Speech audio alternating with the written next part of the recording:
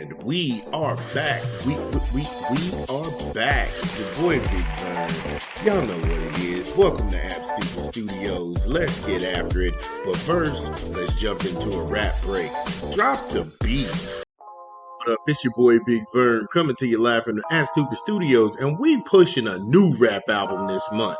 Papoose, Bars on Wheels, a journey to save hip hop. Get it in stores where you legally consume music, whether it be Apple Music, Google Play, or Spotify. My personal favorites on the track are all of them. I repeat, 6 bangers, all 6 of them go. No need to skip anything. Let them play. Bar play, witticism, double entendres. My goodness. Need for Speed, Big 3. I said what I said. Come on, man. Chill button. Fentanyl is deep. Fentanyl is real deep. That's like Tupac, me and my girlfriend level deep. Then Counting Green. I'll be honest with you, bro. That's probably one of the ones I'm just like, I listened to it, but I had to force myself not to like it. That's how good it is. Straight up. Yo, Papoose, Bars on Wheels, a journey to save hip hop. In stores now. Yo, shout out to Papoose doing this thing. Make sure you go get the LP. We thought it was dope. Bars on Wheels, a journey into hip hop.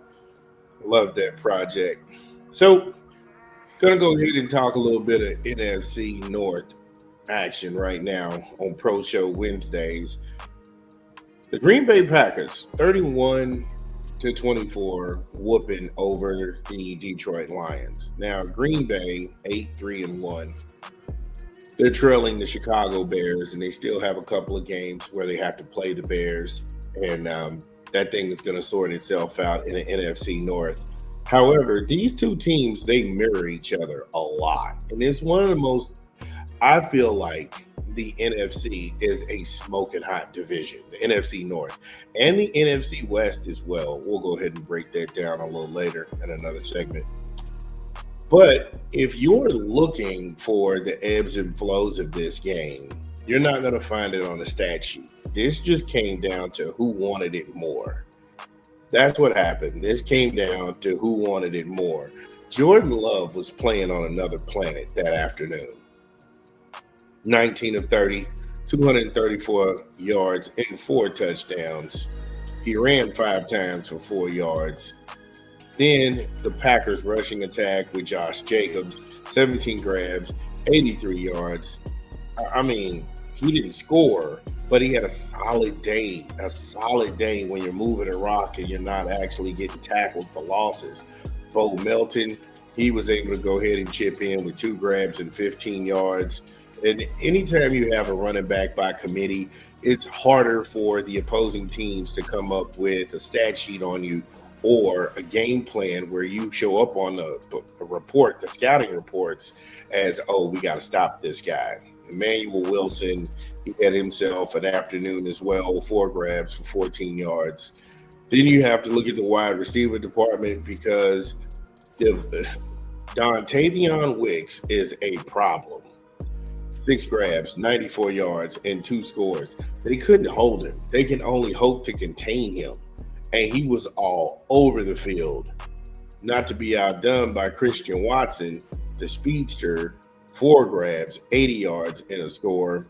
Then you check in Romeo Dubs. Come on now. Dubs was putting in work. 4 grabs, 20 yards, and a score. He had 5 different wide receivers in double-digit yardage.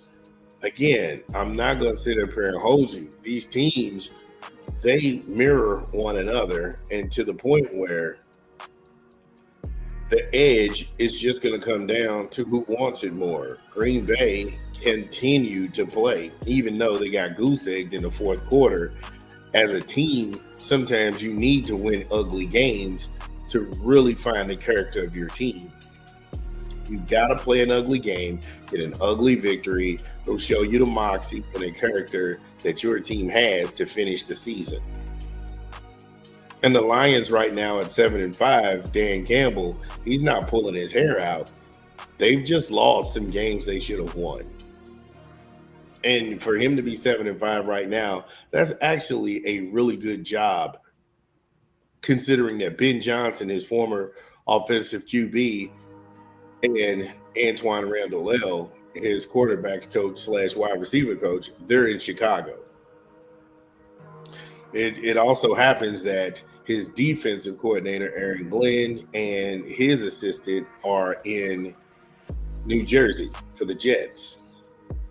He's lost countless players and coaches, and the fact that he's 7-5 and he's still contending and putting up a hell of a fight in the NFC North, you just got to tip your hat to that. You got to tip your hat to that. But not going to take anything away from Lambeau and the gang green. Seems like they're clicking on all cylinders. They beat a rival in the Detroit Lions, and the road forward for the Packers. They have the Bears, the red hot division leading Bears. In the middle, they get Bo Nix and Mile High. They have to go to Bronco Land and play them. Then they have to go to Soldier Field and deal with the monsters of the Midway again. Then the Ravens, they come to town. And then the finale with the Purple People Eaters, the Vikings. They seem to be falling apart here as of late. And it looks like that's going to be a win for them. And if that's the case, Green Bay could be staring at a nice position in the playoffs. They've done more than to qualify for a wild card. They could be looking at a highly favorable seeding in the playoffs. However, if you're a Green Bay fan, get in the comments. Let me know what you think. And if you are a Detroit Lions fan, also follow suit. It's your boy Big Vern. Yeah, it's your boy Big Vern. Y'all know the drill.